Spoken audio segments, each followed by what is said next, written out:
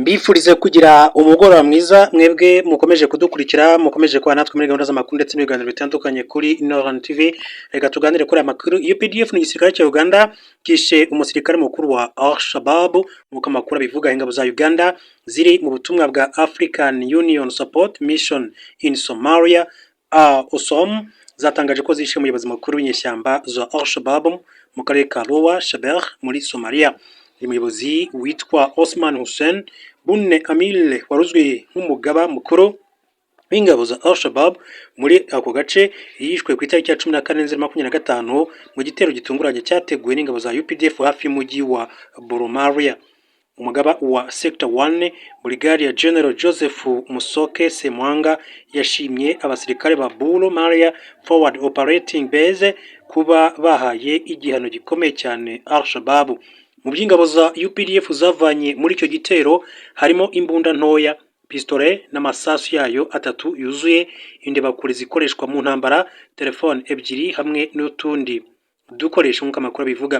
Brigadier General Semwanga yavuze ko OSOM ubuyobozi bwa UPDF n'abafatanyabikorwa mpuzamahanga bagikomeje umugambi wo gusenya imiyoboro ya Al-Shabaab ndetse no kugarura ituze muri Somalia. Umuyobozi w'ibirindiro bya Bulo Maria Major General David Ogwengi yashimye ubufasha n'ubuyobozi ahabwa na Brigadier General Semwanga, avuga ko byatumye abasirikare be bashobora gusohoza inshingano zabo neza. Yongeyeho ko bazakomeza kandi guharanira amahoro n'umutekano muri Somalia. Mu ruzinduko rwe Brigadier General Semwanga yanasuye ibirindiro bya Kuruyorye ndetse na Goroweyan areba uko abasirikare biteguye ndetse n'imibereho yabo. Yaraherekejwe na Lieutenant Colonel Justus Magembe ushinzwe ibikoresho n'ubwubatsi muri contingent hamwe n'abakomanda bashinzwe kurwanya ibisasu biturika EOD ndetse n'iby'abagore mu ngabo nk'uko amakuru akomeza kugenda abivuga. Hanyuma dukomeje tureberamo n'andi makuru muri Repubulika Demokarasi ya Kongo, turebe ibikomeza kugenda bivugwa nuko amakuru aturuka muri iki gihugu aravuga ko perezida w'inteko ishinga amategeko y'iki gihugu Vital Kamerhe yitabaje perezida Felix Antoine Tshisekedi ngo aburizemo umugambi wo kumweguza undi amutaba mu nama. Vital Kamerhe yitabaje Felix Tshisekedi nyuma y'uko abagize inteko ishinga amategeko ya RDC bakomeje gukusanya imikono isaba ko yeguzwa.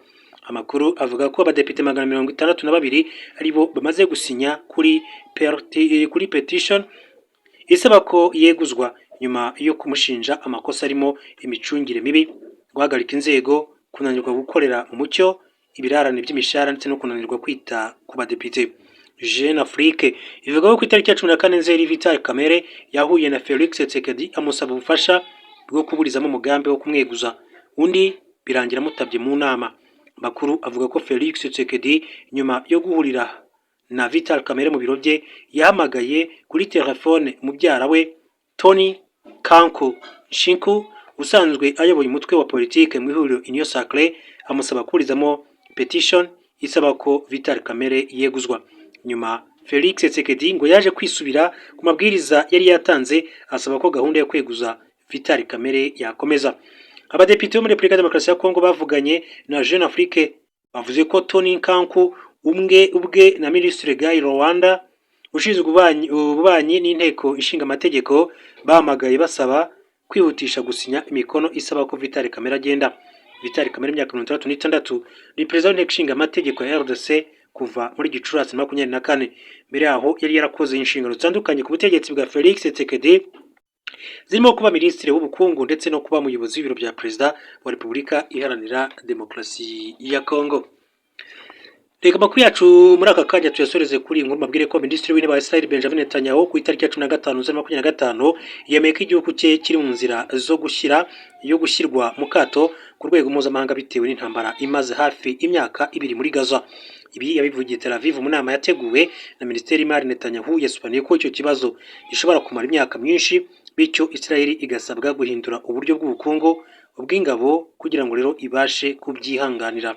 Yagize ati tugiye kwibaka mu buryo bw'imbere mu gihugu, tugomba kandi kwagura uruganda rwacu rukora intwaro, tuzaba nk'Athene ni Sparta icyarimwe. Ati nta kindi gikorwa dufite keretse uko nguko.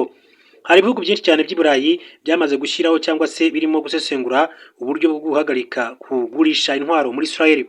nk'Ubufaransa, Espagne, Ubuholandi, Ubutaliyani n'Ubwongereza. Leta Zunze Ubumwe za Amerika niyo ikomeje kuba umufatanyabikorwa wa mbere mu bijyanye n'intwaro, nubwo hari igihe cyabayeho Biden ahagarika kohereza ibisasu bikomeye cyane, icyemezo cyaje gukurwaho na Perezida Donald Trump.